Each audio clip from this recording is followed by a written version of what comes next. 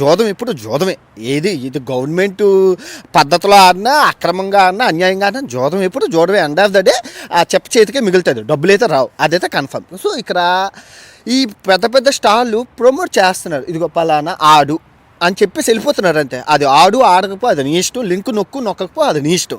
కానీ ఇక్కడ యూట్యూబర్లని దూరంగా గవర్నమెంట్ పెట్టడం కదా. కానీ ఈ యూట్యూబర్లు వీళ్ళకి అలవాటు చేస్తున్నారు. ఈ కాఫీ నాకు అలవాటు లేదు, కానీ ఇందో ఇది తాగితే 500 ఇస్తాను, ఇదిగో ఈ కాఫీ తాగితే నీకు కేటీఎం బైక్ ఇస్తాను, ఇదిగో ఈ కాఫీ తాగితే ఐఫోన్ ఇస్తాను. సో అంటే ఓకేలే ఒకసారి టేస్ట్ చూద్దాం.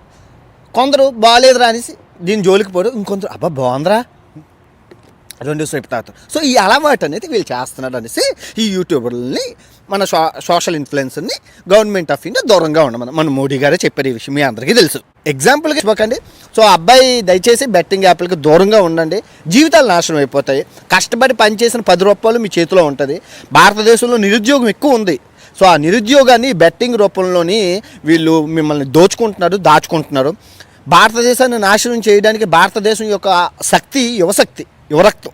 ఆ యువరక్తం నిరుద్యోగంలో ఉందని తెలుసుకొని శత్రు దేశాలను ఏం చేయక్కర్లేదు, భారతదేశం యొక్క యువత నాశనం చేసేస్తే శత్రు దేశాలన్నీ విజయం సాధించినట్లే. సో పిచ్చి పిచ్చి యాప్లన్నీ ఎక్కడెక్కడో తయారు చేసి అవన్నీ ఇండియాలో వదులుతున్నారు. సో దానివల్ల దేశానికి నష్టం, మన భవిష్యత్తు నాశనం అయిపోతుంది. ఎందుకంటే రోడ్డు మీద పడిపోయాక అబ్బాయి నించోవడం చాలా కష్టం, గుర్తుపెట్టుకోండి.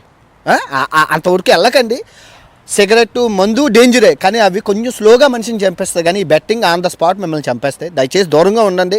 జోదం ఆడేటప్పుడు మీ ఫ్యామిలీని, మీ పిల్లల్ని, మీ తల్లిదండ్రులను అందరినీ గుర్తుపెట్టుకొని, మీ భవిష్యత్తు నేను గుర్తుపెట్టుకొని ఉంటారని సెలవు తీసుకుంటూ కోరుకుంటూ, ఇట్లు మీ ప్రపంచ యాత్రికుడు నా అన్వేషణ.